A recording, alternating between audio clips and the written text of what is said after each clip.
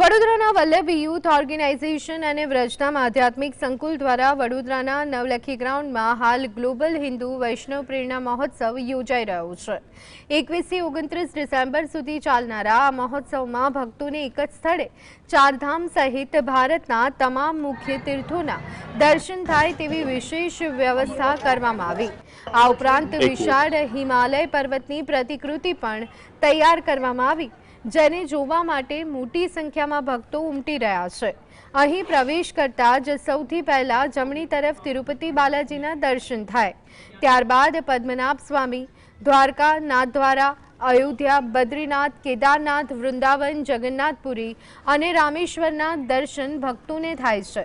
આ તમામ ડોમની વચ્ચે ગોવર્ધન પર્વત ઊભો કરવામાં આવ્યો।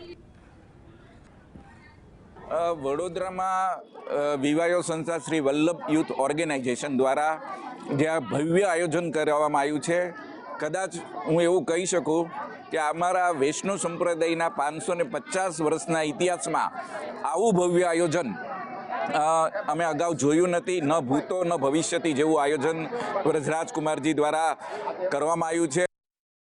ટોટલી આપણા ભારતના જે મોટા બધા મંદિરો છે એ બધા મંદિરોની અમે અત્યારે સરસ મજાની ઝાંખી કરેલી છે। તિરુપતિ છે, રામેશ્વરમ છે, વૃંદાવન છે, નાથદ્વારા છે, બધા જ આપણા જે ભારતના મહાન મંદિરો છે બધા મંદિરોના અમે સરસ મજાના દર્શન થયેલા છે।